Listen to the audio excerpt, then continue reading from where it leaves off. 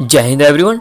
आप जानते होंगे कि वियतनाम विश्व का एक छोटा सा देश है जिसने अमेरिका जैसे बड़े शक्तिशाली देश को झुका दिया था। लगभग 20 वर्षों तक चले उस युद्ध में अमेरिका पराजित हुआ था।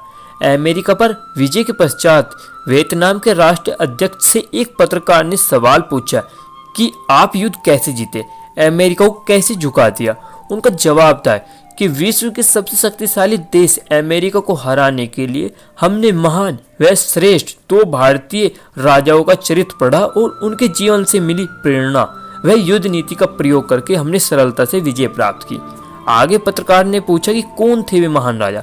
तब वियतनाम के राष्ट्राध्यक्ष अपनी जगह से खड़े होकर जवाब देते हैं कि वो थे भारत के राजस्थान के मेवाड़ के महाराजा महाराणा प्रताप और महाराष्ट्र के छत्रपति शिवाजी महाराज। उनका नाम लेते समय उस सज्जन व्यक्ति की आंखों में एक सम्मान की भावना थी। आगे उन्होंने कहा कि अगर ऐसे राजा हमारे देश में जन्म लेते तो हमारा देश विश्व पर राज करता।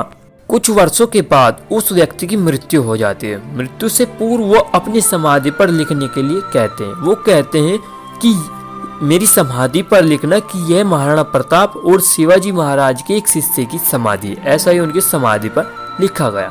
कुछ वर्ष पहले ही जब वियतनाम के विदेश मंत्री भारत के दौरे पर आए थे तब उनको लाल किला व बाद में गांधी जी की समाधि दिखाई गई। यह सब देखते समय वो कहते हैं कि मेवाड़ के महाराजा महाराणा प्रताप और छत्रपति शिवाजी महाराज की समाधि कहाँ है। इसके पश्चात वियतनाम के विदेश मंत्री ने महाराणा प्रताप और शिवाजी महाराज की समाधि के दर्शन किए। समाधि के दर्शन के बाद उन्होंने समाधि के पास की मिट्टी को उठाया और उसे अपने बैग में भरने लगे। इस पर पत्रकार ने मिट्टी रखने का कारण पूछा।